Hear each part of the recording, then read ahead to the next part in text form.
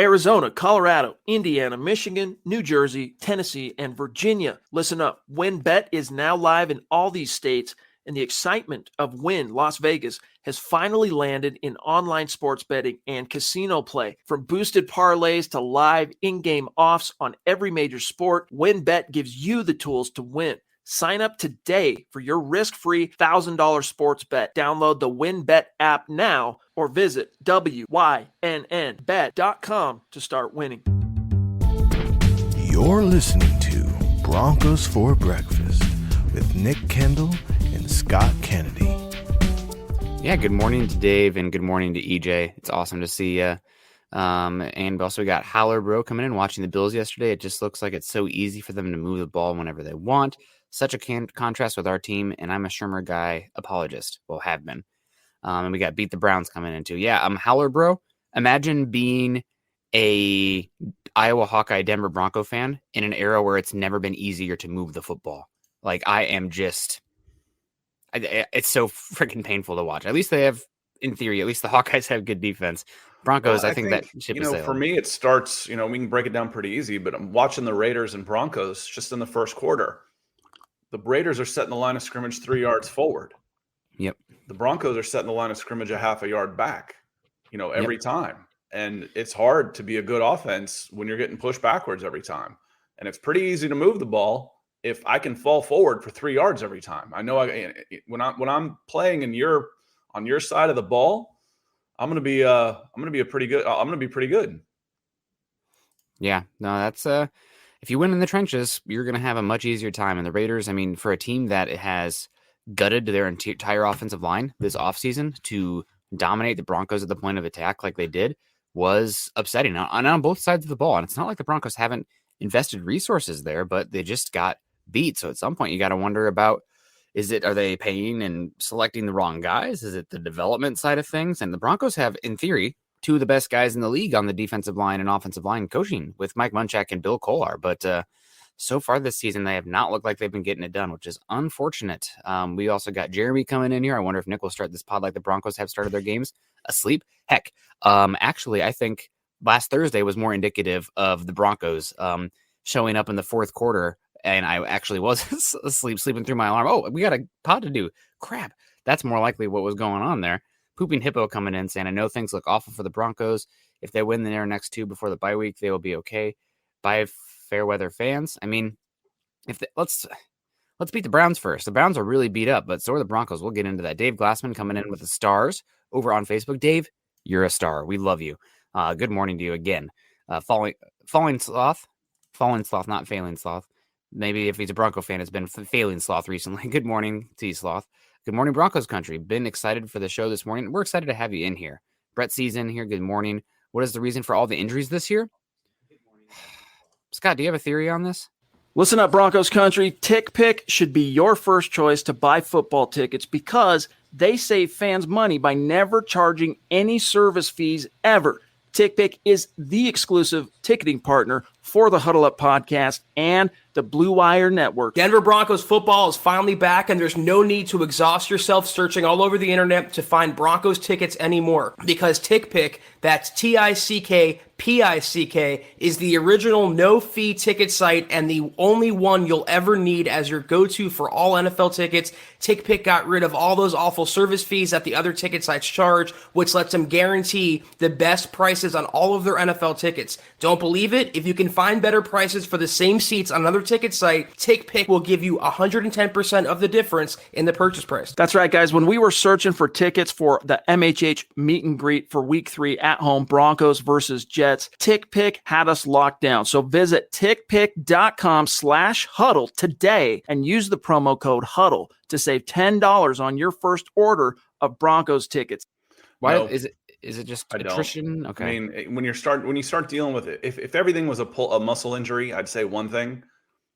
Pull muscles. What are you changing? Are you doing more plyometrics? Are you doing this? Are you hydrating enough and stuff? But these are across the board. And 2 torn pectorals on your I can't remember. Pectorals are pretty freaky accidents. They don't happen very often in both your starting linebackers in any sport. And your 2 starting linebackers both go down with torn pectorals, and that's weird. I mean, I've got no other way to put it. But no, do I have a theory on why this guy blows a knee, this guy tears a pectoral, this guy pulls a hamstring, this guy gets a concussion? Voodoo, is it time to go to New Orleans and see the voodoo doctors, see some witch doctors and warlocks? I don't know. I'm not a man of superstition at all. I just think kind of the world happens. But the Broncos, they had to use a decade worth of luck, and that includes injury, but also the ball bouncing the right way to win that Super Bowl in 2015. To win the Super Bowl the way they did now is an all-time defense, no doubt, but the offense was so anemic, and they were just anemic, and I love Peyton Manning more than probably as much as like his father does. Big Peyton Manning homer. But the Broncos used up a lot of luck that season, and I just think it's, this is just the universe maybe balancing itself out, because the Broncos winning that Super Bowl, especially when they didn't suffer like almost any serious injuries on that defense to that season, that's me rationalizing it with an irrational way. But we used it up in 2015. Maybe we're gonna have to pay for that for another, God, what would it be? Another 4 years here, a decade of bad luck. But man, the Broncos have been extremely unlucky. But I mean, as unlucky as they've been on the injury front this season and last season, they've also still been bad. I mean, you have a lot of teams dealing with injuries right now. They're getting it done. Broncos, guys, they're paying big money. I mean, at some point, I mean, everybody's angst is at like Bridgewater and Vic Fangio right now, but like all the signings that Peyton has made so far, I can't think of one that's actually like outperformed the signing. Shelby Harris, where are you, buddy? Justin Simmons, been a disappointment. Kyle Fuller, Ronald Darby. All these signings have been, AWOL. So it's bad. It's scary time. It's Halloween, but it's scary time for the Broncos. We got DeAndre coming in, Howler Brogue, and good tight ends. And he's talking about the Hawkeyes. JD coming in. What up, my dudes? Mo Ron saying 3-14. Here we come. Hey, that's a top 5 draft pick. Maybe that'll be fun to talk about for Scott and I. So we got 3-14 than like 7-10. Yeah. That's purgatory. But unfortunately, I think probably the Broncos are right now. Looks like they're heading for. I would say this looks like a 7-win team. 7-10 sounds really about does right. look like a 7-win team, especially with the 3 in the bank. Where would that put you? Picking 12? That's not a great spot in this draft. What I was looking, what territory that is? It's Malik Willis territory. You know who else it is? It's Jordan Davis territory right now. I don't think there's any way we can talk. I don't want to get into draft a little bit, but Jordan Davis out of Georgia. It's like, what's his draft? What are they talking about him at draft? And one I saw had him like 18th. I'm like, I think he's going to be closer to 8th than 18th by the time it's done. 360 pounds of man mountain like that. Yeah, especially with so the defensive tackle position, I got to get into the reads here to introduce ourselves and talk to everybody. But the defensive tackle position, I think, has dipped a bit in terms of value because you can find big bodies mostly. I mean, obviously you can't just like anywhere. You got to develop those guys. But we saw recently a top pick in the defensive line. People are like, okay, this is more of a run stuffing power guy. Is that worth a top 7 pick? Derek Brown. His rookie season, up and down. This year, he's been really, really good. So those guys are still going to go early. Jordan Davis, too, another thing is I think he was eligible last season as well, and he's a senior. Yeah, he's a senior. So it took a little bit. It wasn't that like instant pop for him. He wouldn't have been this last year. So I think that's one reason there's a little bit of trepidation, but you got to trust the team. He's look at the trend line of where he's playing right now, and he's pretty amazing. Yeah, we got Mo Ron saying the problem is more than just Fangio. Scott, are you familiar with the phrase the fish rots at the head? Yeah. Ownership. It's until I get ownership. Naturally, but who's got great ownership these days? I mean, it's also corporate. It's also business that the owners, if the owners are pulling money out of the team or they won't invest, like we lost this free agent because they didn't want to give a signing bonus because the owners didn't have the cash available, something like that. But is that really the case? You did pretty well in free agency. You went out and made a fairly aggressive hire at the general manager position. There's uncertainty around the ownership. And I know that was one of the questions in there. I don't remember who had it. Let me see if I can find it. I think it was Andrew Lampy. I'm going to pull him back up real quick, Nick. Do it. It says, what's your guys' thoughts on what credible coach would take the coaching job under our current they all would. Especially if you're looking for a young first-timer, they're going to jump at a chance. If you've got the number 1 prospect out there and he's choosing between 5 positions, maybe you come in second. But money talks. You sign one guy to a 3 or 4 year contract at $5 million per. They don't care who the owner is as long as the check clears.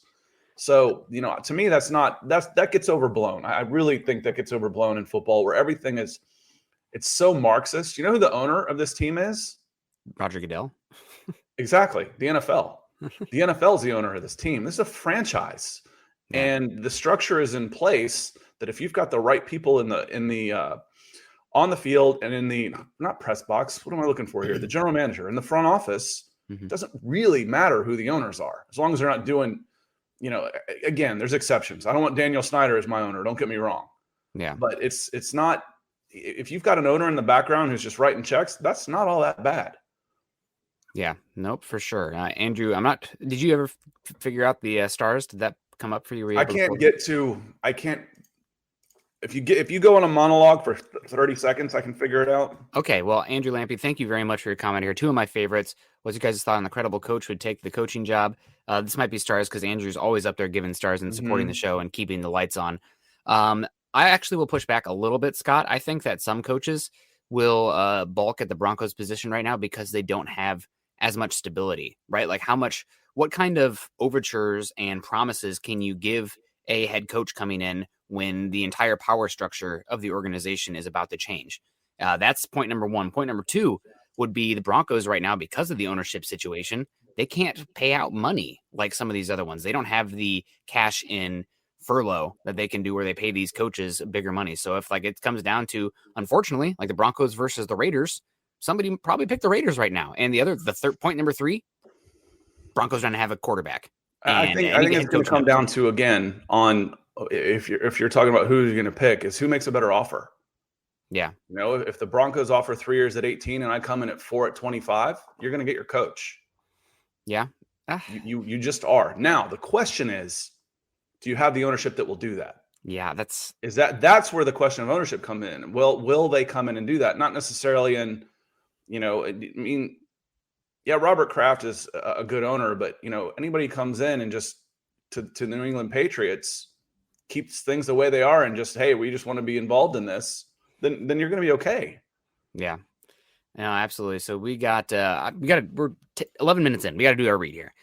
You guys, this is Broncos for Breakfast. Obviously, a lot of venting going on. We appreciate everybody coming in the chat right now.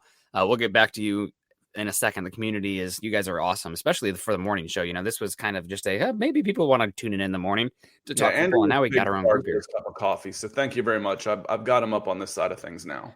Well, awesome. That's obviously you guys Peter can follow. Middleton, obviously, let me run through these real quick. Okay, let's do it. Yeah, Dave Gladson came in real early with the stars.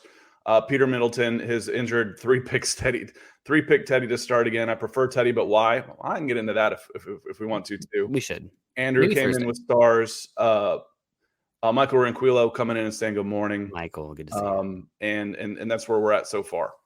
So all right. Thank you so much. You guys can follow Scott and myself on Twitter, Scott at Scout Kennedy, and myself at Nick Kendall MHH. While you're there, follow us at Huddle Up Pod and at Mile High Huddle. Guys, go to huddleuppod.com to get your gear. Obviously, I'm rocking the Broncos for Breakfast hat, and I got the classic Broncos for Breakfast mug here. Scott got the bigger one, but do you have your French press with you? Because the bigger one's still not big enough. Oh man, there you go. That's awesome. So also, we gotta finish the pour here in a few minutes. There we go. Are you a black? Yes. Drinking it black kind of guy. Okay. See, I do like my dairy, so I do like creamer, and I have a pumpkin spice creamer right now. I'm basic. I'm sorry. I got the golden retriever, talking football, out here in the Pacific Northwest hiking. Like, I'm basic. I can admit it. I'll just lean into it. They call them stereotypes for one of my favorite phrases is, "Oh, you're not supposed to stereotype people." How do you think they become stereotypes? It's not because of the exception. Yeah, it's because they're true. Yep. Basic bro here, unfortunately, but whatever. Own it. You guys can follow us also at facebook.com/Mile High Huddle and facebook.com/Mile High Huddle pod. And you guys can also on YouTube subscribe, like, and share. All those things are free to do. Obviously, we appreciate the super chats and the stars, but obviously not everybody's in a position to do that. We are in a contest right now. I don't have the numbers right now, but we are auctioning off the Broncos' best cornerback so far this season, maybe besides Bryce Callahan, but Patrick Surtain, the second jersey, somebody whose jersey. We're about 50% right now. We are 19, so we've got 19 minus 31 is 12 plus the 2 pods today. So we've got about 13 or 14 more to go to try and get that number up. And frankly, the YouTube numbers have been absolutely amazing. So the contributions, y'all, what you're doing on YouTube over the past week as you're venting with your football priests on Sunday and Monday night has been absolutely amazing. So we are doing our best to make sure that we are earning that from you. So we certainly appreciate it. Yeah, no, absolutely. That's a good point. And thank you guys very much. Get your stars in, get your super chats in to get a chance to win that Patrick Surtain jersey. We have not had any super chats yet this morning. I'm paying attention, guys. What's going on? But over on YouTube, Money Moore coming in. Dog on him all you like, but Vance Joseph is 6-0 right now with the Cardinals. Vance Joseph is a part of an organization that's 6-0. I don't know how much. I mean, their defense is playing great. They got a lot of good pieces. I don't know how you were on. I love scouting edge rushers, cornerbacks, whatever. I was a huge Byron Murphy fan, and he's playing amazing football, man. He looks so good. Chandler Jones, JJ Watt, Isaiah Simmons is playing well there. But I mean, the real ticket is Kyler Murray. Kyler Murray is hitting intermediate throws this year. He's playing great in structure. Rondale Moore, God, freaking Purdue. Playing good football out there. DeAndre Hopkins, but it's Kyler Murray show, and he is, man, that hats off to the Arizona Cardinals, man. The team that traded up 1 year in the top 10 to go get a quarterback, saw him after one season, and you could have made excuses for him. That was a bad team. They said, you know what? We like this guy better. We're going to take Kyler Murray because Josh Rosen maybe could still be a good quarterback. I don't know. We're going to reset the clock and take Kyler Murray. God bless you, Arizona. I wish more teams had enough balls to do stuff like that. Instead, we make 10,000 excuses for our current quarterback, and we're stuck in the same situation we are every year. Sorry, rant. And Jeremy coming in with the airplane reference. Yes, I did get that. Thank you. And, going through this, how many of y'all have seen Moneyball? Mm-hmm. I was an athlete math person. Yep. And so Moneyball spoke to me, and it always has, because I enjoy the sports side of things and I enjoy the data and analytics part of things. But Art Howe, in that movie, he says, and most of all, I'm going to coach this team that will show well in interviews next year. And that's how so much of the thinking goes. It's this safe thing, because they all know, I call it, it's worse than the mafia. They're like made men. As long as we don't do anything outside of the box and do anything too crazy, we have a job for life. So they're all scared to death to take a risk. So what Arizona did by saying, you know what, we've got a chance to improve this position in a big way, and it's the most important position on the field. Even though we took a first-round guy last year, we're gonna do it. I think that's impressive. I can't tell you how many times when I was scouting high school football players, and I would say to a coach, hey, you need to check this kid out and be one of the – he's pretty good. One of their questions would be, well, who else has offered him? How about checking him out and doing some of your own scouting instead? Because the coaches would be scared to be the first person to offer a kid, because if you miss on that kid, then you look bad. Oh, can't have that. Can't take any chances. I don't want to look bad. Iowa doesn't do that. Yeah, shout out to the Hawkeyes. Again, everyone drink their coffee. But they offer 0-star guys from South Dakota that played quarterback and then put them at linebacker and tight end, and then they have 10-year NFL careers. So King of the North, Vikings fan, congratulations on your win this week. Kirk Cousins is playing great. Maybe future Denver Bronco quarterback Kirk Cousins. Who is the fans' choice to replace Fangio if it comes to that? Offense or defensive-minded coach? I think this one. What was that? It's offense. People would want offense. Mm-hmm. Honestly, I don't care if it's offense or defense. I just want somebody who is good at their job. And I don't know if the head coach that is still essentially a coordinator, even if it's offense or defense, is working. I mean, we see that with Kyle Shanahan right now. That 49ers team isn't playing amazing football. We see it with Vic Fangio and this Broncos team. So I want somebody who can come in and in juxtaposition. Everybody's like, oh man, you need the offensive coach, you need the offensive scheme. What you need is a guy who knows what they're doing, that the players respect, and a quarterback. And I don't care if the head coach is offense or defense. Look right now across the division at the Chargers, bringing in Brandon Staley, defense, and you have Justin Herbert, who, until they play the Ravens, was playing at an MVP level, right? Like, I don't care if it's offense or defense. You need somebody who has that like aura to them, that is the CEO, that players are like, okay, this guy knows what he's doing. He represents me, and buy-in from the players. Well, and someone who's secure enough to bring someone in that wants their job.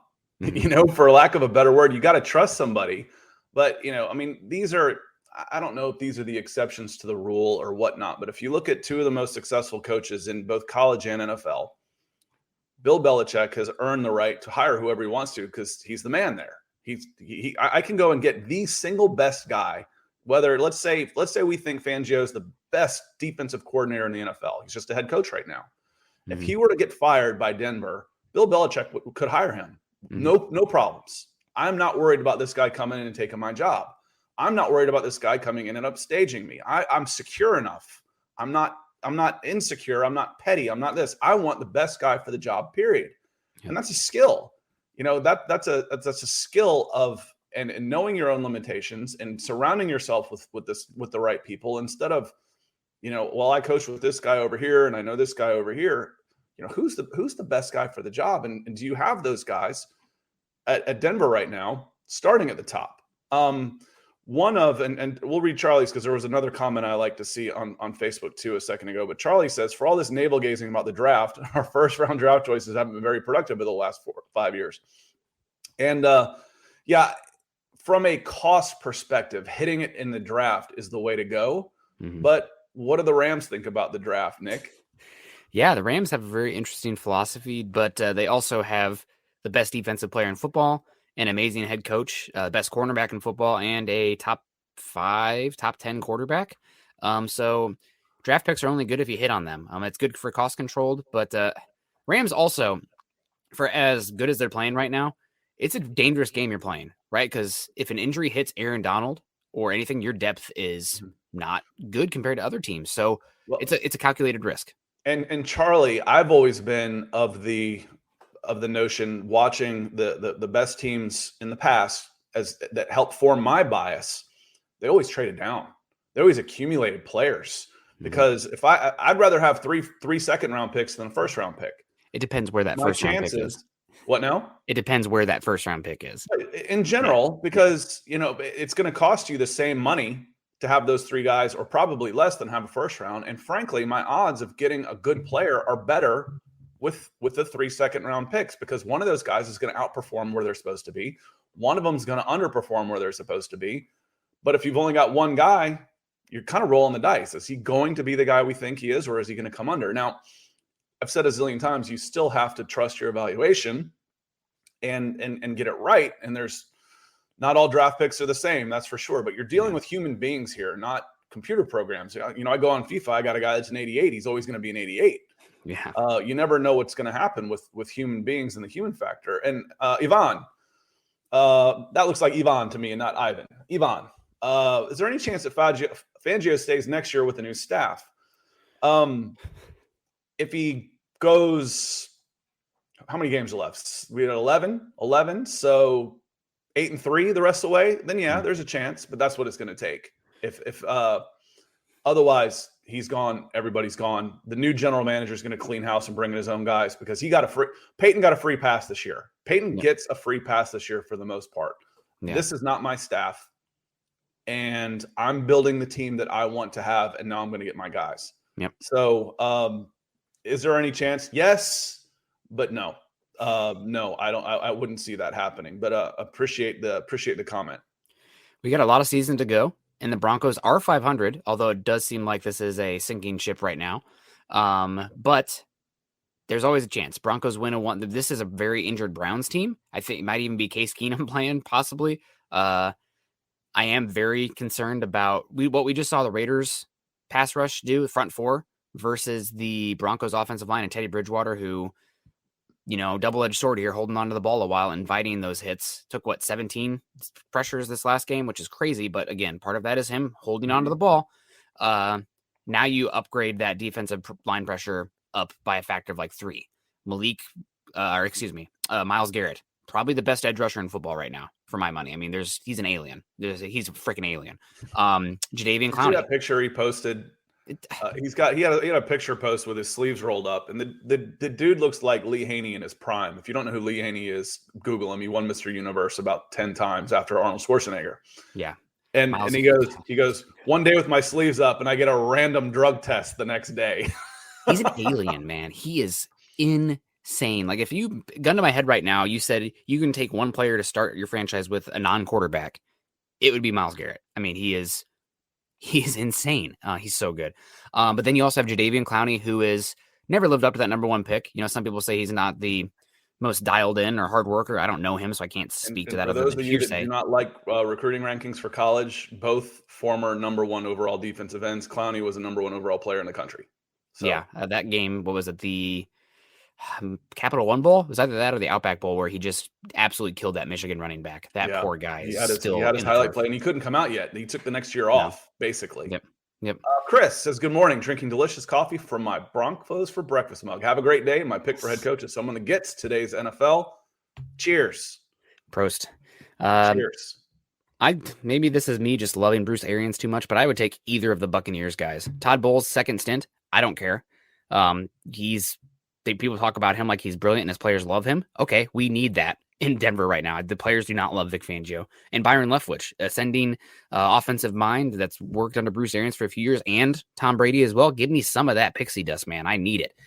Speaking of pixie dust, and I need super chat. First super chat of the day. Thank you very much, the DWI guys.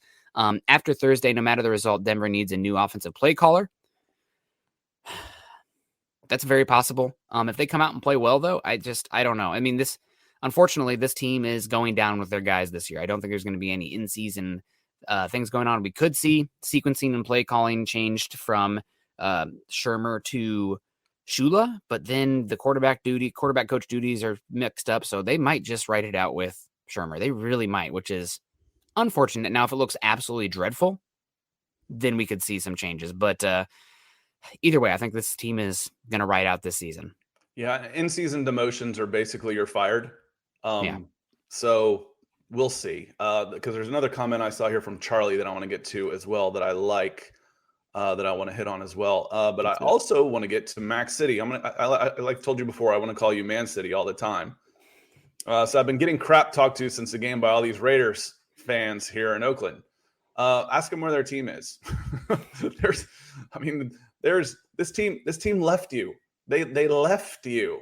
So, I mean, that's no, I'm teasing a little bit, but appreciate it. Coming in top rope, Broncos for breakfast, $20. That keeps us some coffee for at least the rest of the month. That's for sure. I'm about ready to order my next batch. I'm running low.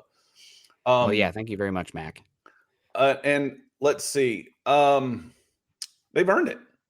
Yeah. You know, what are you going to say? They've earned that right to talk trash. And you know, there's losses, and then there's bad teams on bad streaks, and then we don't want to play for this guy anymore. I don't see anybody out there that the phrase gets used, lost the team. He's lost his team. Yeah. I mean, this team isn't playing for this coaching staff right now. And I've said that, you know, that Chad said it last night. I typed it in. One of my favorite phrases is apathy is worse than anger. And that goes across the entire board from the fan base. If you guys are mad, it means you care. We can fix that. If you don't care anymore because you've gotten stomped on so much that your heart's becoming cold, that's a lot harder to fix. You realize, hey, you know, I enjoy going out hiking or working in my yard or going to my kids' games instead of spending all this time watching this team. Apathy is scary.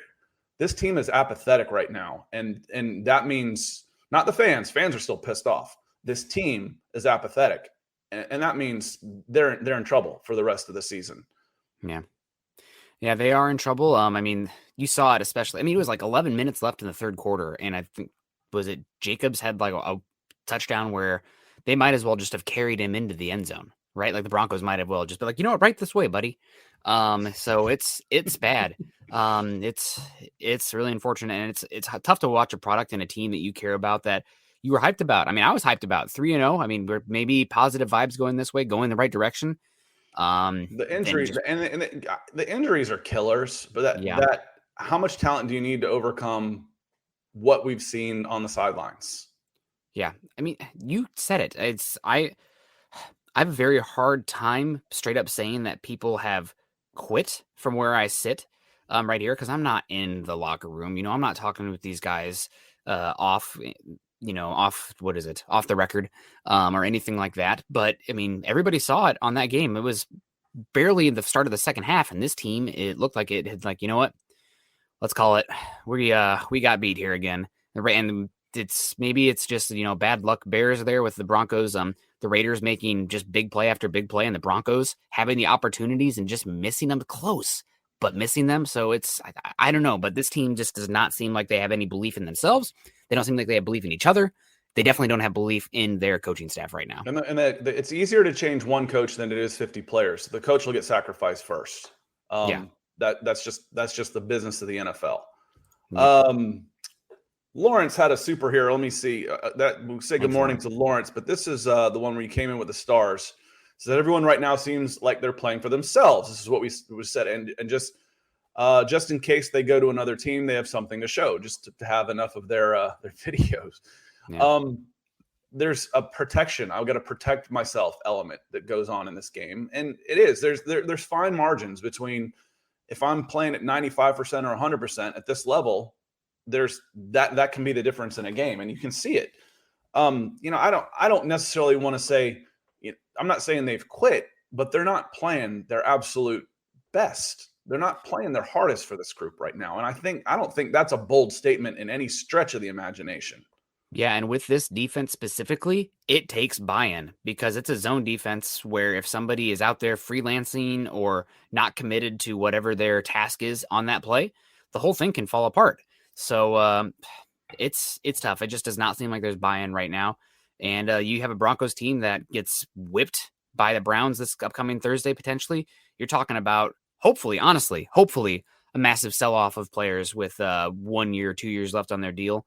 It is, and I'm really upset about the Alexander Johnson injury for him because he's a free agent and everything going on. Same with Josie Jewell, and it's bad for this Broncos team. But part of me in the back of my head, which this is me just being a bottom line guy, and I know it's callous. I apologize for that in advance, but now you have one less player that you could trade and maybe get something back for because of 1 year player on that deal. So it sucks for him, and I'm sorry that my brain goes there, but is what it is, I guess.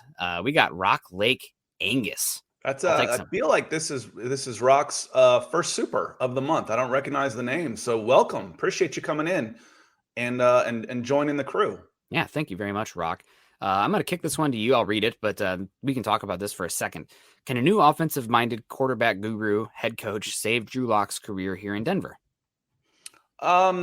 Yes. But I'm going to give you an example of someone that you're going to be like, Ryan Tannehill. I want to call him Steve so bad. He played for the South Carolina Gamecocks in my formative years, and he's etched into my brain.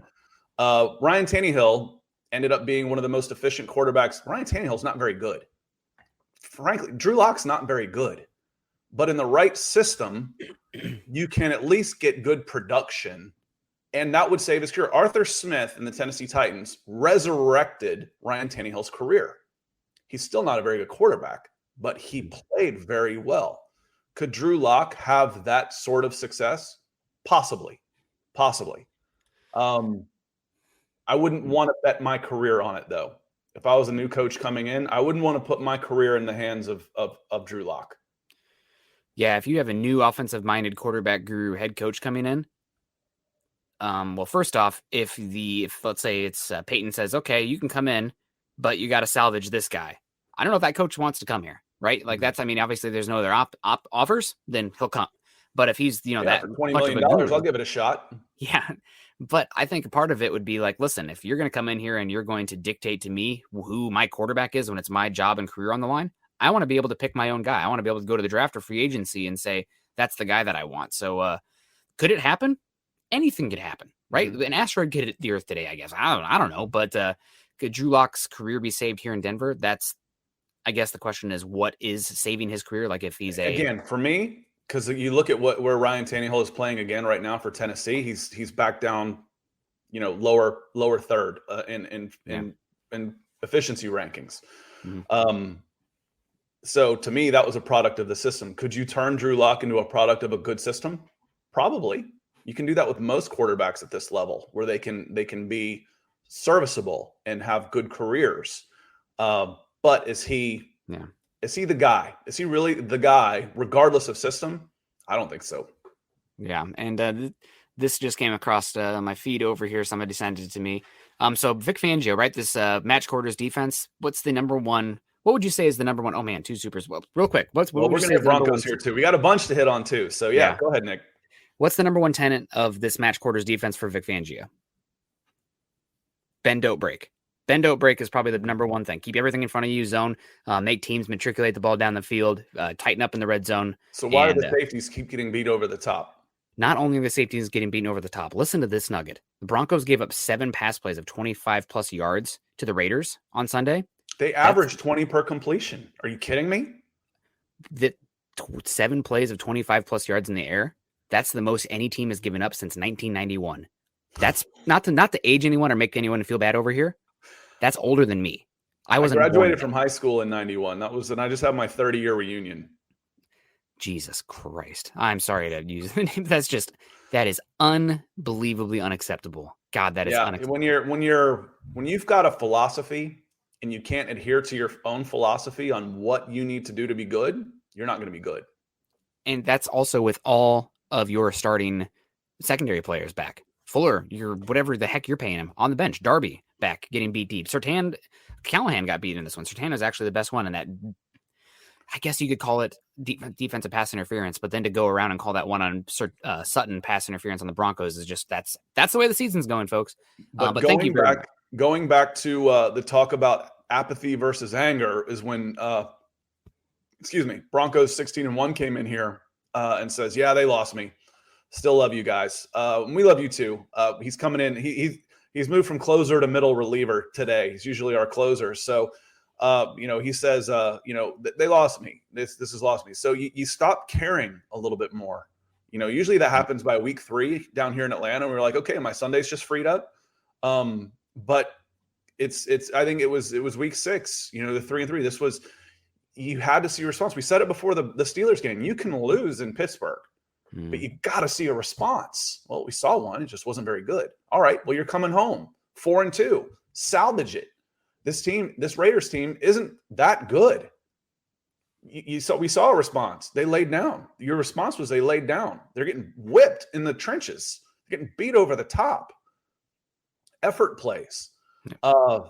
We saw a response, and the response is we don't want to play for this guy anymore. That was what I saw. Yeah, no, I definitely agree with you here. And we got, so thank you very much, Broncos 16-1. Let's get to these other super chats coming in here now. Cooking with grease, love it. Hey, brothers, what do we have to stop the run at with an underperforming interior defensive line and 3rd and 4th string linebackers? We have faith. We have belief and faith. We're going to stop the run with our just resolve. You know what we have? We've got guys moving closer to the line of scrimmage and getting beat over the top. Yep. That's what we have. Yep, it's unfortunate. I mean, the Broncos don't have very much athleticism at that second level. I know that there was a lot of. I was telling you guys this offseason. There's a lot of hype with Justin Strnad being this like coverage linebacker key. Josie Jewell tested better than him at the combine in almost every athletic metric, and everybody freaks out about Josie Jewell's athleticism. I wonder if there's a little bit of the small Iowa white linebacker getting a little bit profiled there, but. The Strnad has not been great, especially with his run fits. You keep seeing him get washed out at the point of attack. Not great. And now you're going to have Micah Kaiser in there, who was fine with the Rams, but he was playing behind Michael Brockers and Aaron Donald. So we'll see what he looks like against Mike Purcell and Shelby Harris in front of him, who has not been playing amazing this year. Speaking of Broncos guys getting paid and been underperforming, Shelby Harris, Justin Simmons, both. First, it was Shelby Harris that apparently had a heated discussion with Broncos defensive coaching staff, whatever, people up top. It sounds like Justin Simmons had another one of those following the game on Sunday as well. So, well, when we've gone this far, there were enough problems that we've gone this far, 40 minutes in, and we haven't said the name Garrett Bowles yet. Yeah. Garrett he's Bowles about to get baptized this week. The left side of that line was bad. Yeah. It was bad. Yep. It's one thing when, you got a rookie in or where you've got holes, but when your veteran in there is getting beat badly, it's disheartening. It's disheartening for sure. Naj, appreciate you. Just every day coming in, both shows. Appreciate you being here with us in the morning. I'll see you again tonight. I'll be behind the scenes. Can always count on you. Nick will be here with Carl, and we'll see you again tonight. Certainly appreciate you coming in, Elliot. This feels like a newer name to me. I don't Mhm. recognize Elliott off the top of my head. So appreciate you coming in and dipping in with dipping your toes in. You hearing any rumors about Vaughn being traded?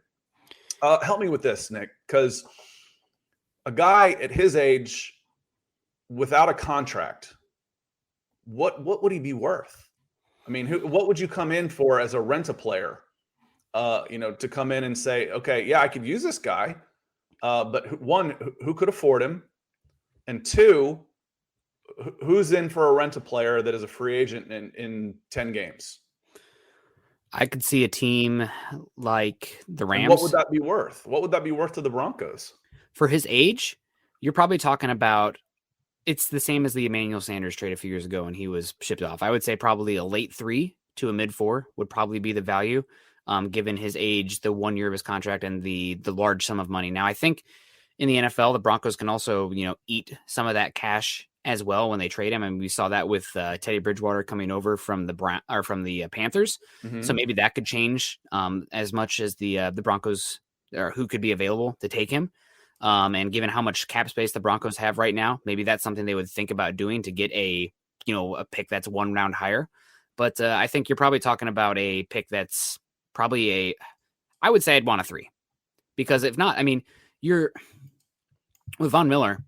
If you trade him for a 3, if you don't trade him for a 3, let's say it's a 4, and he goes off this season and signs, you might get a better compensatory pick for Von in that case. Even though he's older, I bet you somebody pays. I mean, he's still Von Miller.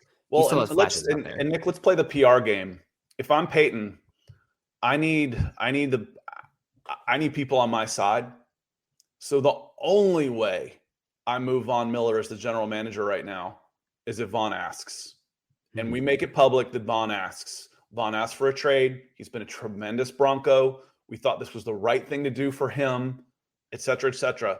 Otherwise, no way. You can't do that. I mean, Peyton, because once let's just keep going on the same track we're on. Once this coaching staff is just for sure gone, and they're and either they are gone or it's a lame duck status, then people are going to start looking for new people to be mad at. Yep.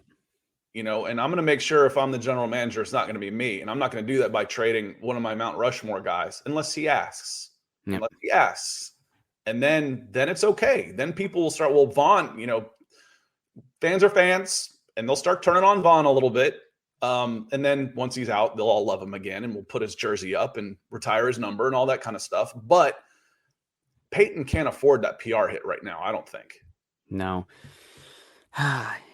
Talking all sense here. I am very much bottom line, and I could give a hoot what the fans think, as long as the end game is results that win. And if I think right now Von Miller's leaving, this team's sinking fast, and Von's right now, the way this team's going, Von is not back next year, right? Like, he's not going to be back. He's going to go sign with a team that gives him a chance to win. And that's probably not the Broncos next year, given the direction they're going right now. So, well, and the DWI guys knows how to get right to my heart here, where we're going to talk about Chelsea.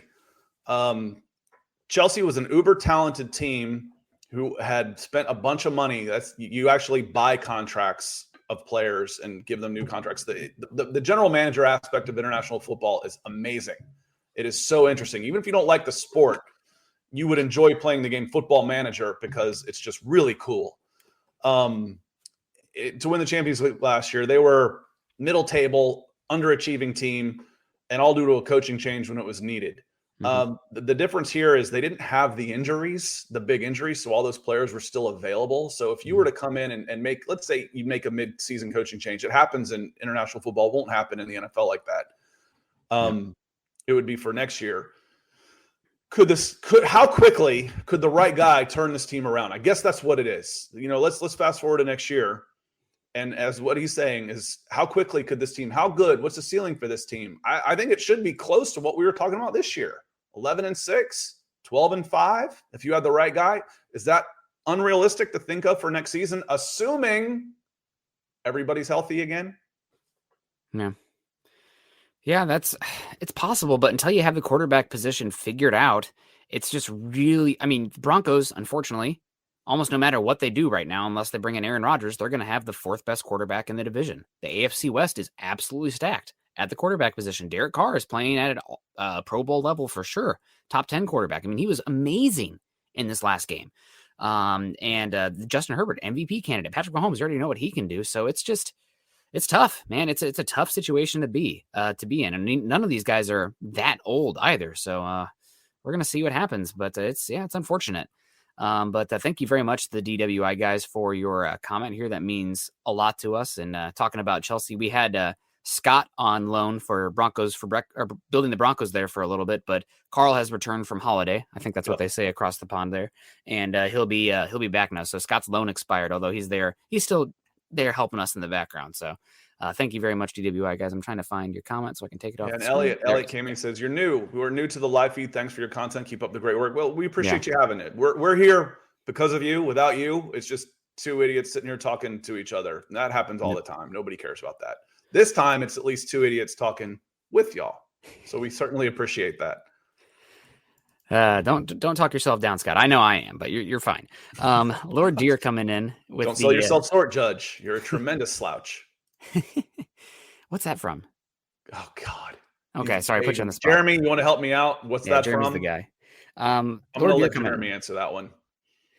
Lord Deer says, "Thank you very much for the Canadian 7 coming in. I had 9 wins. We're 3-3. I'd say right on schedule. What did everyone expect? 17-0. If you did, you lied to yourself. It sucks, but this is where we are."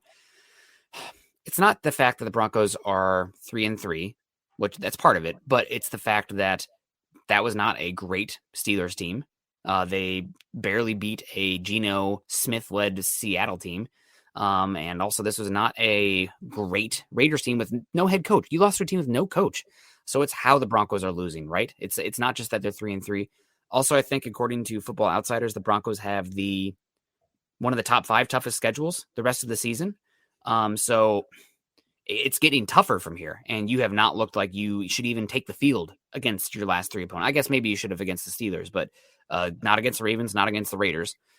So I think that's the big thing. And if the Broncos are able to get 9 wins after what we've seen with how much tougher the schedule gets from here, that would be an amazing season. That might even be enough to keep Vic around, and there might be belief. There'd be something major would have to happen, I think, right now to get to 9 wins the way this team is playing. But these are professionals. Things can happen. It's not the record. It's not the record. It's the trend. Yeah. It's the 0-3 with 3 bad showings, lifeless showings. Because if I go back, I still see I'm going to do this. I will. I'm going to go back and I'm going to go find our season predictions, because I think I had the Broncos at maybe 4-5 after 9, and then go on a run when they start getting some home games. I'm sure I had them beating the Raiders, so that may have put them at 4-2, but I don't think it was much above 500 before they go on a run mid-season. I agree that 3-3, it's not the record, but do you see this team making a run right now? It's hard. If I don't see it, and I try to be, as a football outsider on this pod, I try and be as optimistic as possible. So that Falcons guy, Atlanta guy, is just a big hater. I do try and be optimistic about this, but I'm not optimistic about this team. I don't know how you could be right now. Yeah, and I think we need to talk about the elephant in the room as well with his last 15 so minutes, and talk about Teddy Bridgewater's play this game, the last 3 games, and talking about trends. The first 3 games, amazing. Broncos are playing great defense, complimentary football, protecting the football, executing, et cetera, et cetera. These last 3 games, Teddy Bridgewater has been below average, I would say. Mostly, for the most part, below average. He's missed multiple throws out there that you'd expect an NFL quarterback to hit. I mean, Cortland Sutton, a couple plays where he had a lot of separation, and Teddy Bridgewater missed him. Now, did you watch the the post-game Teddy Bridgewater press conference? Did not. Okay, he went off to the stage and he was limping extremely, obviously, and he had to use the handrails down the stairs to get down. So what did he take? 17 hurries, 17 hits or something. But still, Teddy Bridgewater has been playing poorly, and he deserves blame. I know that people out there are like, "Oh, you guys never blame Bridgewater," but blame Bridgewater the last 3 games specifically, especially the first 3 quarters. He's put up garbage time stats versus the Steelers to make it close, put up some garbage time stats versus the Raiders to make it closer, but he's not been good enough. Unfortunately, I would say he's probably played about my overall expectation for him, which that's probably one reason I am not as hard on him. But he has to play better. He's been in the 85 to 90 range the last couple games as far as rating goes, and some of that has been late coming up. But everybody gets some. A lot of quarterbacks get those, so that's part of the rating also for everybody. But 80, if I said 87 right now would put him 22nd in the NFL. Yeah. So that's not good enough. No. It wasn't good enough last year at 75 for a 32 ranking. We said the quarterback play would get better, and it has from last year. But the injuries, what do we say? We said for this team to be win, we need quarterback play in the teens. For the most part, we've gotten that. We need them to stay healthy. They haven't. And all those things to go along. So has Teddy Bridgewater been good enough for this team to be better than 3-3? Probably. I think he's played better than I think he has played better than for this team to be 3-3. I don't throw, oh man, if Drew Lock was in there, this team would be 5-1 and 4-2. No, as some of the comments are in here, and Drew Lock would have gotten killed behind this line right now too.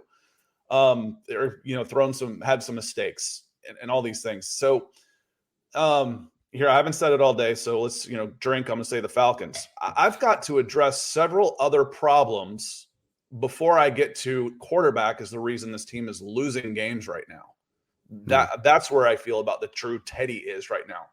There's bigger problems right now than the quarterback position. And unfortunately, one of the bigger problems they're standing on the sidelines. Yeah. I think the big reason Teddy deserves criticism for how he's played the last 3 weeks, and he needs to figure out what's going on. You cannot be missing those.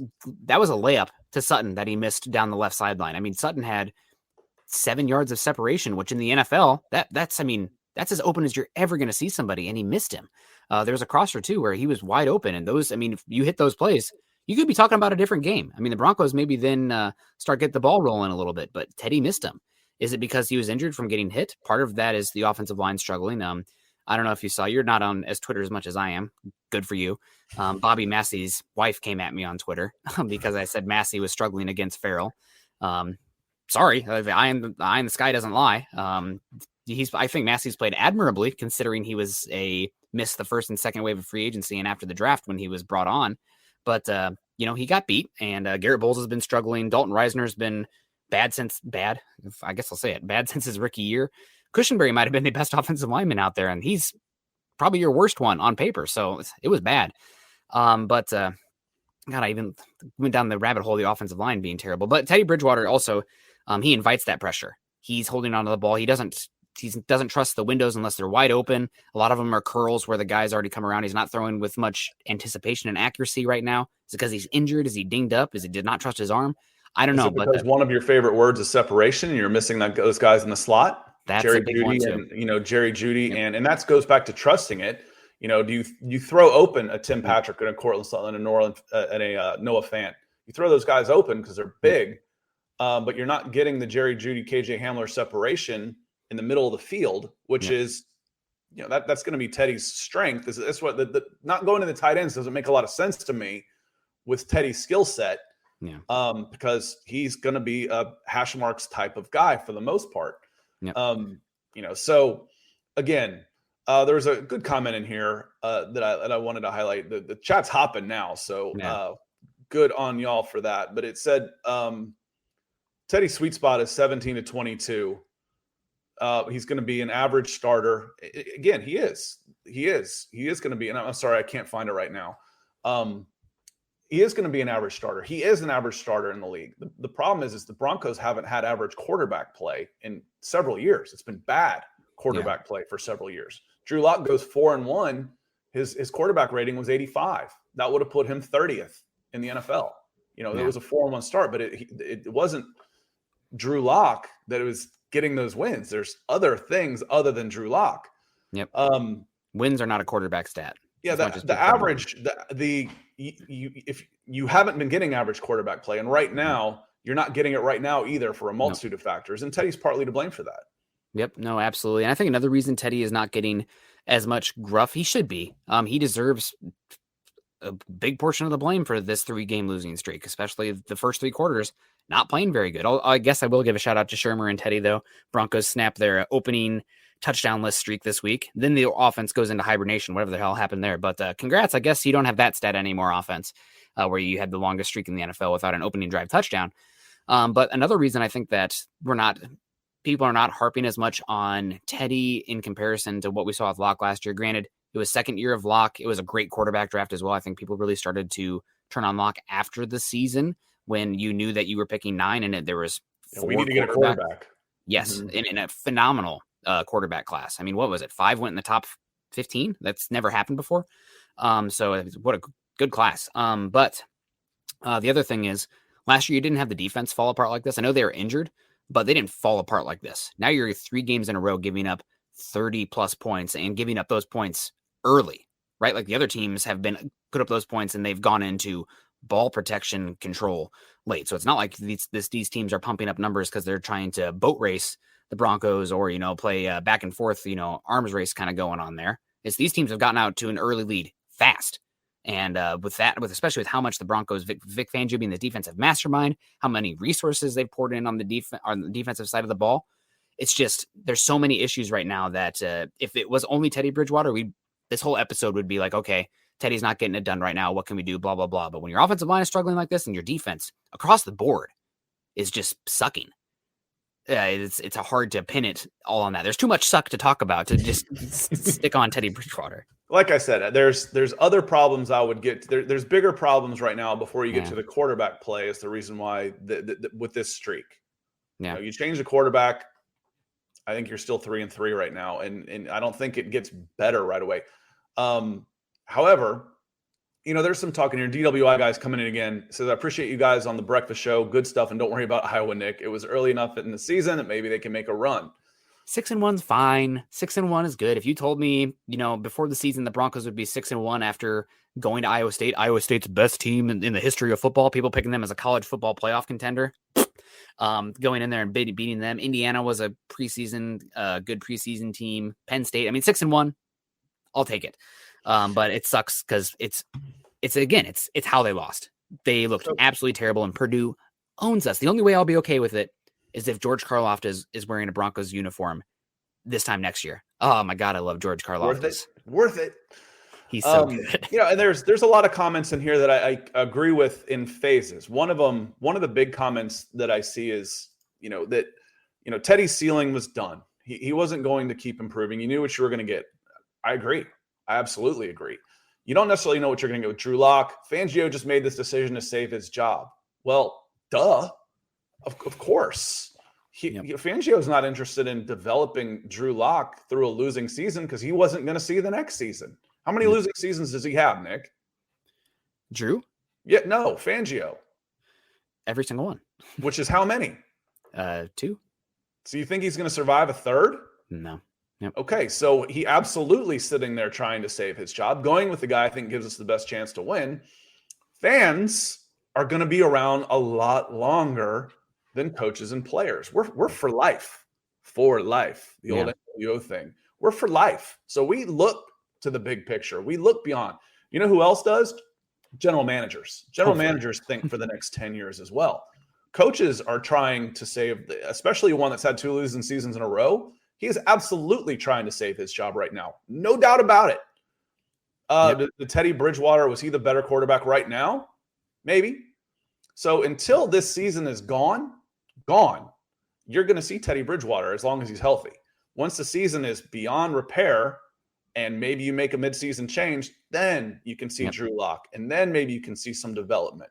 But yeah, Vic Fangio made this decision to save his job. Of course he did. He's on back-to-back losing seasons. Yes. Yeah. And we got Jim Strux coming in here with $5 over on YouTube. Thank you very much, Jim. He says, why did the coaching staff deserve a mulligan on the 2020 season due to the coof? I think that's the cough, maybe. But the young quarterback. You're not allowed to say what the due to the what was, but yeah, we get it. But the young quarterback didn't. It's not like they traded Drew Lock, right? He was given a chance to win this job, and he didn't. So I don't know about that. I don't think the coaching staff did exactly get a mulligan, right? This was a figure it out this year, get to the playoffs this year, get double-digit wins this year, or, good luck. I don't know. And also, given everything going on now with the Broncos ownership situation, not to beat a dead horse on that front, but like, I think Peyton really was hoping to have Fangio be competent enough to get to when the ownership transition happens. And that's not going to happen. And so Jeremy's saying, was he really given a chance, Nick? I'm not there at the practices, every single one. I'm not there in the meetings as well. Doesn't sound like Drew Lock is the most quick in the meetings. I'm not going to totally disparage him, but in the film rooms, he's not as understanding of coverages and where to go with the football based on the concepts compared to some other quarterbacks in there. That's why Rippon's always in his ear. He's like that kid in class where it's like the teacher asks Locke something and Rippon's whispering in his ear, but giving him the answer. But I don't know. And in the preseason games, yeah, he looked good in the preseason games, but what are you talking about? 12 throws? 13 throws. I mean, it's so hard to judge based off that. It's what we have to go off of, but I don't know. In the preseason, I've mentioned this again. Get your drinks ready because I'm going to say it. The Falcons and the Dolphins. The Dolphins look like a playoff contender against the Falcons. The Falcons look like they were going to go in 17. They still might go 2-15. Yeah. In the preseason, they couldn't get a first down, couldn't do anything. Dolphins are all over the place. Now the Dolphins, 2 months later, Dolphins are 1-5 and can't get out of their own way. Now they're looking for maybe we should have moved Tua and done Arizona and gotten one of these quarterbacks instead of trading down. They definitely shouldn't have traded their first round pick this year to go up and get Jalen Waddle. They hit the jackpot and then stepped on their foot. What are you doing in the next round? God. So the preseason is the preseason, and not you can't put too much into that. But the problem is, and the emotional attachment to this is, what do we say at the beginning of the year? If Teddy Bridgewater wins this job, you've got a new quarterback in 2023. That means 2022. That means what can we expect for 2021? You should get, if you can get adequate quarterback play and everybody plays healthy, you might make a playoff run. You should make a playoff run. They're not right now. Nope. Still time, but I don't like the trend. And it means another year in 2022 of purgatory before we get maybe the guy that can be in 2023. That's miserable. That sounds miserable to fans. And when Bridgewater is the quarterback, you're resigning yourself to crap. At best, we've got average quarterback play. We've got another year of purgatory, and maybe we get a franchise guy in 2 years. That sucks. I'm pissed. Yeah. Let's try Drew Lock. Maybe Drew Lock's not the answer. Maybe he's not the answer. It's going to be, I still go by what I said before. You've got a different quarterback in 2023. You might re-sign someone like Teddy. You might get by another year with 2022 with one of those guys, Drew Lock, Teddy Bridgewater, maybe. But it means your next quarterback isn't on the roster yet. That's what it means to me. Yeah, and Jeremy coming back in. So I'm not saying Drew is the answer, but I'm saying we knew Teddy wasn't. It depends what the question was for the answer. If you have everybody coming into the season, Broncos spent so many resources on defense. You have this amazing secondary, Von Miller, Bradley Chubb, blah, blah, blah, blah, blah, Vic Fangio. That should be a top 5 defense at minimum. Right now, the Broncos are in average defense. EPA per play. Right now, the Broncos are 8th, which is fine, but then their rush game right now, they're just average against the run. They're average against the EPA per play for pass. So they've not been good enough. And they're right now fattened by the first 3 games. Let me tease this real quick. Scott, fill some time here for just a second. I'm going to see how the Broncos defense looks. I'm going to hit Nathan. Nathan came in with a $2 super. Said, good morning, everyone. Well, good morning, Nathan. I said, kudos to your Braves, Scott.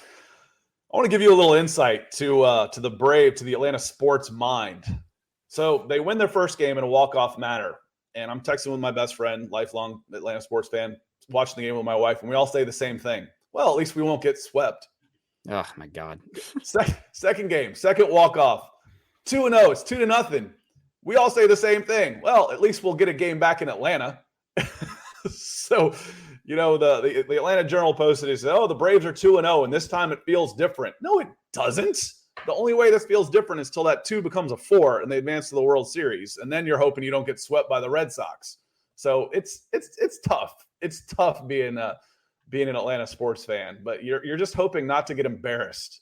And I've got a story about that if you still need some more time about the 1998 game being an Atlanta Falcons fan. So they're 14-2. We've made it the whole year without becoming embarrassed. Thanks, Eugene Robinson, for getting arrested the night before. Your man of the year gets arrested the night before the Super Bowl for soliciting a prostitute. Thanks. We made it 364 days without being embarrassed to be a Falcons fan. Thank you. All right, Nick, you're up. Well, of course, the gateway crashed on it when I was typing it up, but it's loading again right now. But yeah, it's been bad. And we got Ivan coming in here. Can the injuries be used as an excuse for Fangio to have another year? It's not just the injuries right now, Ivan. There is a complete lack. It seems to be, from where I'm standing, a complete lack of belief in institutional control right now. And I don't think they could bring back Fangio right now, unless we still have 11 games to go. Things could change, but I don't think you could bring back Fangio right now based on what we've seen. I just don't think they have respect for him, and they don't have buy-in. So, sucks. And the problem is, and this DWI guy's coming back in for the third time. So that's 3 strikes is a bad thing. So we'll call this the hat trick. The problem has been we should have been looking for a franchise QB in 2016, not a stopgap. So 2022, we start what we should have done 6 years ago. And there's some thoughts to that. But you've spent some resources in the first round since then, right? On a quarterback. When I've heard you talk about Paxton Lynch. How long ago was that? I mean, time flies when you get old. 2016 draft, but yeah, not great. Not what you want to see. For the that's why I was like, man, why does this look weird? It's because I put in week 3 and 6. But yeah, no, they should have honestly. I'm of a belief that maybe it's not fair to the player that you took. But I don't give a shit if it's fair. Sorry to cuss on here. I don't care. In 2016, you took Paxton Lynch, and then he has that season, and he didn't take the bull by the horns. Guess what I'm doing in that next draft? I'm looking again at a quarterback. You were picking what? I guess you were picking 20 that year, but you have the Chiefs and the Texans move up and get Mahomes and Watson. Your history's changed maybe with that. We'll leave the Watson stuff outside the table. I'm not going to touch that for now, but the same with 2019 draft. You take Drew Lock, and then 2020, you're sitting there. Oh, we got to give Lock another year. Why? Right? If I would rather just take a quarterback over and over again until you hit one. I don't give a crap if it's fair to that player. You're nothing in this league without a quarterback. So I don't know. EJ's coming in saying Bama X Malik Willis is the truth. Watch his tape. Just don't watch his last 3 games because he has looked like a guy who maybe shouldn't have been taken in the top 100. He's been bad the last 3 after games. I just talked about him being fire. He was amazing through the first group, including against Syracuse, which, Syracuse is a lower end Power 5 team. But when you're playing Liberty and you're going against Syracuse, you're outmanned for the most part. You're outmanned, and he did really well. So the game here, that for you quarterback fans, that when would you ever think that Ole Miss versus Liberty was must-see TV? I believe that's the weekend of November 7th. So I think they play on the 6th. That is Hugh Freeze returning to Ole Miss to play Matt Corral and Malik Willis, and that should be a fairly interesting game, especially for you draftniks. Yeah. And there's nothing else on in the early morning. That might be an early game, might be a noon for to wake up and have your college football for breakfast at 10 a.m. Mountain Time. Yeah, and Zach coming in. Could you imagine Locke having 3 interceptions and a fumble in Bronco country being semi-calm? Hypocrisy. If you think this is semi-calm, I don't know what to tell you, man. This is disarray. This is a team, the fan base that is, freaking out, and rightfully so. But I do think that some of the turnovers have some context because the Broncos were playing complete catch-up ball, and he was having to come back. So on the bottom line, it looks poor on that front with the turnovers. But I have a bigger issue with the missed passes early on.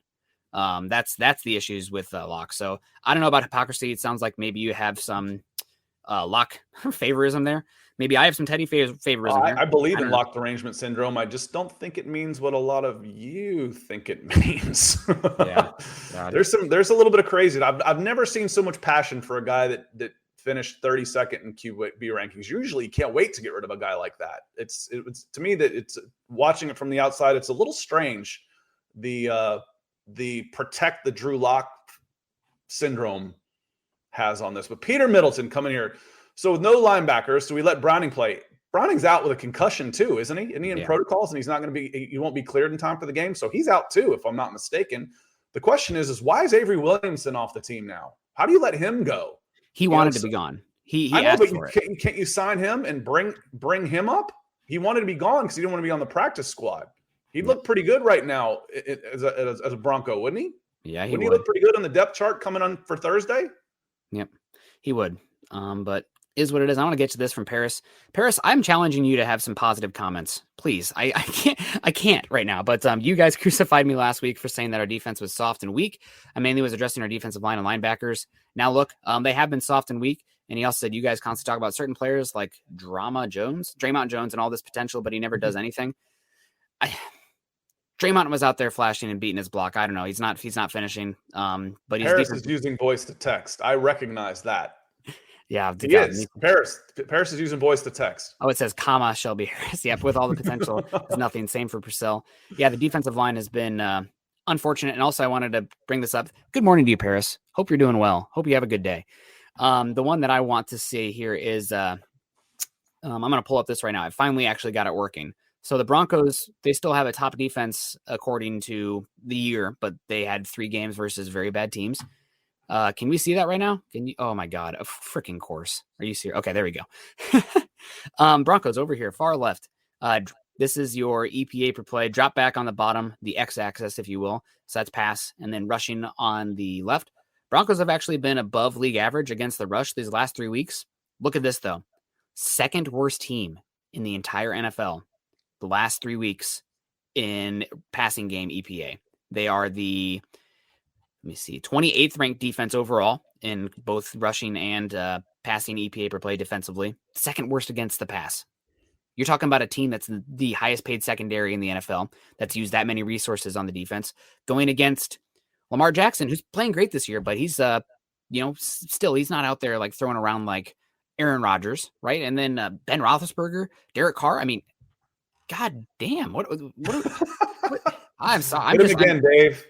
Oh, there's the swear jar. I'm sorry, man. It's so frustrating. And if you had this defense, let's see if they're even playing top 10 level, I think you would be 4-2 right now. But they're playing like a bottom defense in the NFL. They're playing that bad. So I don't even know where we go from here. All right.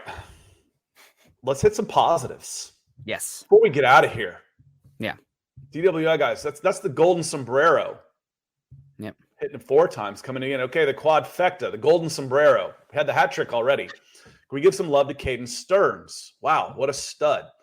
Do we see more of him? I've seen a little bit of Justin Simmons, watching a ball go over his head as a safety. You're watching the back 7 more closely than I am. Would they possibly play the same position? Is it strong versus free? The Broncos use a lot. Could we possibly see him a little more Caden Stearns? I think you need to get Caden Stearns out there because he is probably your most twitched up defensive player right now, which is saying something. You don't have Darby can be pretty twitched up too. Maybe Darby's one that's a little more twitched up, but Caden Stearns needs to figure out a way to get out there. Unfortunately, I see on Twitter and everything that, or Facebook even, trade Justin Simmons, whatever. Guys, you paid Justin Simmons. He's not going anywhere for the next 3 years. You've got an investment in him. That was we made that point on the difference between Ronald Darby and Fuller. Fuller's a 1 year, so you don't have an investment in him. If he gets benched, he gets benched. But you've got to get something out of the guy that you've thrown a bunch of money into, especially if it was a big signing bonus and he's just a bunch of dead cap. Exactly. And Simmons has enough of a track record that you're going to give him a chance to figure it out, but you also have to because of the contract. So where's Stearns going to play? Stearns is probably not going to play as a starter unless you see one of those safeties get hurt. However, he's definitely penciled in as a starter at safety next year. The only way I think that doesn't happen is if the Broncos are picking top 10 and Kyle Hamilton falls to their lap and they're like, listen, we don't need a safety, but we need game changers. And Kyle Hamilton is a game changer and the best player on our board. So that's the one where maybe Stearns then wouldn't be a starter, but you need 3 good safeties. Raul Diaz saying Scott looks like Peyton Manning. Is it this giant forehead of mine? I tell you what, I could put a head on a ball playing soccer, though. That certainly helped for sure. I used to get Boomer Esiason a lot. I used to be a white-haired kid. So let me see. There's some other. I know there were some other people coming in saying Javonte Williams, as far as positives go. Absolutely. Melvin Gordon too. Melvin Gordon, both running backs. Mhm. They're actually out there punching things. I mean, God, that play where Fant like ran past the blocker and like Melvin Gordon would have probably had like either a touchdown or like a 30-yard gain. I don't know, man. It's so frustrating right now. It doesn't even look like these guys are playing the same sport as some of their competition. It's that frustrating. Nathan coming in again. Nathan coming in. He's got the brace. That's what we call 2 goals in a game. Thanks, Nathan. So do you think Coach Shanahan has a shot at the Hall of Fame? Yes. Yes, I do. Yeah, he should. I mean, he's got his tentacles all across the league. So I think one of my favorites, I talk to him pretty often. I would say that we're friends. We've met up here in Seattle. But Andrew Mason says, like, the Hall of Fame, it's not just about the greatest players ever, but like, can you write the story of the league without this player? And I don't think that's true for Mike. You couldn't write the story of the league without Mike Shanahan, given how much he's influenced 2 decades of football now with his scheme and offense and his people that were on his staff. So I think who killed the running back position? Seattle Grunge killed the hairbands. Mike Shanahan killed the running back. Yeah. Yep. I think so. Maybe it's borderline. And also I think that run with the Washington football team maybe hurt his resume a bit. But is what it is. Who's had success there? We get back to ownership, and that there's obviously exceptions to every rule. Try not to build and live off the exception, because you're going to lose. But who has had success under Daniel Snyder? Anybody? Steve Spurrier. Oh, he was a flop in the NFL. Everybody's flopped under Daniel Snyder. I don't know what we've got in Steve Spurrier in the NFL. I have no idea. You can't judge anybody for what they did with Washington, for goodness sakes. Yeah, and just real quick before we get on out of here, I want to be mad about something that's not the Broncos or the Hawkeyes. This was a bad football week for me. I went in after that game. I worked on Sunday. Champions League today. It's Champions League. Happy Champions League Day, y'all. But being mad about something else. What an absolute Charlie Foxtrot of an organization and ownership that Washington football team has. With all this stuff coming out right now, did you read any of this stuff about like the cheerleaders in Costa Rica? It's horrible. No, I look at headlines and I use sports as an escape. I already know. You don't want to peek behind the curtain, because there's power in money. When there's power in money, there's corruption. You just know it. I try to look the other way, or else I'd stop watching. Well, I don't want to get in the details here, but if you guys are interested, it's out there and it's just terrible, terrible stuff. And of course, what does Washington football team do this week? Guess what we're going to do? We're going to honor Sean Taylor. His family doesn't even know about it. It is 100%. Hey, look over here. Don't pay attention to what this hand is doing. Over here, Sean Taylor. Yeah, exactly. Boo you, Washington football. I mean, the Broncos could lose every game the rest of the year. Whatever. Like, this team's probably, I mean, not whatever, but God, I hope they beat the Washington football team, because I hate them. And the fact that the NFL forces out Gruden, probably somewhat rightfully so. You guys can have your beliefs on that. I'm not going to tell you how to feel. But the fact that they're protecting Snyder and everything that's going on there is terrible. And you want to say who owns the league? Roger Goodell. The owners own Roger Goodell, right? They dance monkey. So just really upsetting. And that was an absolutely horrible ceremony for Sean Taylor. His family was like, this hasn't been talked about. We're not ready. Like, we're not going to be there. Like, how do you expect to do this? It's 100% just a distraction and something to save face. And, to me, Ashton, this is, I've said before, the more that I read from Ashton, the more we see eye to eye. This is a blanket statement for me. I'm good with this, period. I like history. But we won't get into that. We won't get into politics too much.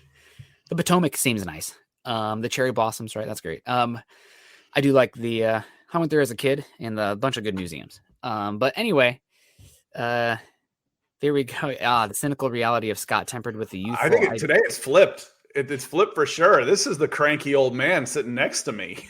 Oh man, it's just the Broncos losing. That's one thing, but they don't even look like they want to be out there right now, and that is upsetting. And typically I try to not be emotional about it, but God, at least somebody has to be, right? If the team isn't going to be, maybe I'll have to be. But DeAndre, probably last comment here before we get on out. This is a winnable game actually on Thursday, but can they or will they? I don't think the Broncos are going to win. Short week. This team doesn't have belief, and I think the while the Browns are injured, they are dominant in the trenches. They're probably the best trench team in football on both sides of the ball. And that cures a lot of ills. Yep. Your running back just got better. Your quarterback just got better. Everybody gets, your defensive backs just got better. If you can win in the trenches, you can be a pretty good football team. Yep. And I don't think this is a great Browns team. I think that Baker Mayfield is extremely overrated. I don't think he is a very good quarterback, starting caliber quarterback in the NFL. I think he's borderline. He's like one of those guys that like, okay, great. We have him on his rookie contract. Am I paying him? I wouldn't pay him that big money. That changes how you have to create your team. You're not going to have the dominant offensive line and the defensive line once you're paying Baker Mayfield. But the incredible defensive line, incredible offensive line. Broncos just lost Alexander Johnson. They're going to live in heavy personnel and run right at Justin Sternad all game. And they're going to Broncos. I guess Shermer is going to keep in Noah Fant to block constantly. That's not going to help Garrett Bowles versus Myles Garrett, Jadeveon Clowney, Malik McDowell, who's been playing incredible this year too. So can the Broncos win? Anything can happen. Really. I mean, the Broncos could win. It's a short week. Random things happen. But I wouldn't have. Speaking of snowballs, I never would have picked Tennessee against Buffalo ever. Yeah. Ever. Yep. Here you go. There they are. And I don't know what you're talking about here, Jay. You weren't saying that during the draft class, Nick. I don't know what that is in reference to specifically, but I'm going to get the readout here and maybe we can get back to it if you have a comment there. But good to see you. Good to see everybody today. I mean, God, lively. We went an hour and 20 minutes. We will be back fast, again. Doesn't it? Yeah, it does. I got things to do. I got work. But of course, you guys can follow Scott and I on Twitter. Shout out to Scott for back-to-back walk-off wins for the Braves. Let's beat the Dodgers. Sorry to any Dodger fans in here, but not a big Dodger fan. You can follow Scott and myself on Twitter at Scout Kennedy and myself at Nick Kendell MHH. Follow us at Huddle Up Pod and at Mile High Huddle. Facebook folks, go to facebook.com/Mile High Huddle and facebook.com/Mile High Huddle Pod. Join us there. YouTube folks, subscribe, like, and share. Get us out there. Obviously, not everybody is in a position to contribute, but we appreciate all the super chats and super stars today. Make sure you guys are getting those in, so that way you get a chance to win the Patrick Surtain jersey. If anybody on this defense is worth keeping around right now, it's that number 2 on Patrick Surtain. So Greg Smith, lifelong Dodgers fan. I actually sat behind Magic Johnson. My buddy, one of my friends, he used to date Whitey Herzog's granddaughter, so he got a hookup for tickets. And we went and we had like amazing seats for the Broncos versus the Dodgers, or excuse me, the Cardinals versus the Dodgers in, it was when Matt Adams hit that walk-off home run off a Kershaw hanging curveball. First home run he's ever given up to a left-hander off his curveball or that season. But anyway, sat behind him and Magic Johnson, I didn't think was that nice. But I guess, who am I to come up and approach him? But I'm from Iowa. I'm nice Nick Kendell. Hello. But cheering for those Dodgers. Sorry, Greg. We love you. Coffee is kicked in with Nick. He's fully caffeinated. I'm if hyped. You can't tell. I'm hyped. Need some energy. But feeling good. Not about this team, but that's okay. Jay didn't come in with another comment, so I guess we'll get you tomorrow. You weren't saying about that during the draft class. I don't know what you're talking about, Jay. But appreciate you guys. Scott, what's the rest of your day looking like? Got to get a little work done, and then we'll see who's playing the early games, Champions League, and then we'll watch the later games. The big games are tomorrow, though. It seems like there's always stacked one way or the other. If you like midday, some entertainment on there, Champions League football is a pretty good way to go. I want to say thanks to a couple guys coming in late. Yvonne coming in with the stars. Appreciate you. And Nathan coming in again with a super sticker. I didn't see what it was. Normally I have another stream open so I can call it out. Maybe a thumbs up. Dancing Hippo, anything like that. But appreciate you coming in late with us with the super. And then we'll see y'all tonight on Building the Broncos. And then tomorrow morning we'll be talking some Falcons, NFL draft, etc. over on my channel. So head on over there. We've been getting some good traction on there as well. And then we'll be back Thursday to do a preview of Broncos Browns. Well, there we go. And I wanted to get to this one. Just a general thought for you guys. This team maybe is not showing up, but we're going to keep showing up. Mile High Huddle is going to keep showing up for you guys. And we're going to be here to give you guys a voice and ride this along with you guys. So EJ says, great show, Nick and Scott. Thanks for helping us sad Broncos fans cope with a sad team. Scott's an outsider. And as far as the fandom goes, which is probably good for these times, but we're here for you and we're going to continue to be here for you. And tell your friends, this is a safe place. And you can put out your opinion out there. We will dissect it, but all opinions, all thoughts, welcome. and we'll get through this together. Love you guys. We'll see you. I'll see you guys tonight. Oh, we also got DWI coming in saying, go Chelsea. There we go. I'm going to have to rock the Scott, wait a second. Did Chelsea play today for Champions League? Tomorrow. Chelsea Malmo. I'm not even sure where Malmo is. That might be a Swedish team. Tomorrow in Champions League. Yeah. So we might change the background tomorrow again. We'll put Stamford Bridge back up. And we also have Facebook users saying, do you all see my comments anymore? On my end, it shows I'm the only one commenting. Well, I'm guessing this might be Peter Middleton, but I think you're having some issues there because it says Facebook user. So Peter, if that is you, hit us up on Twitter or something, or let us know in tonight's show. But guys, we got to go. We got tasks to do. We got things to do. We'll see you tonight. We love you, and show up late. We're always within like 5 minutes, unless I'm sleeping in. But we'll see you tonight. Go Broncos. It's going to get better. It has to get better. And we'll see you soon. Head on over to milehighhuddle.com for all things Broncos.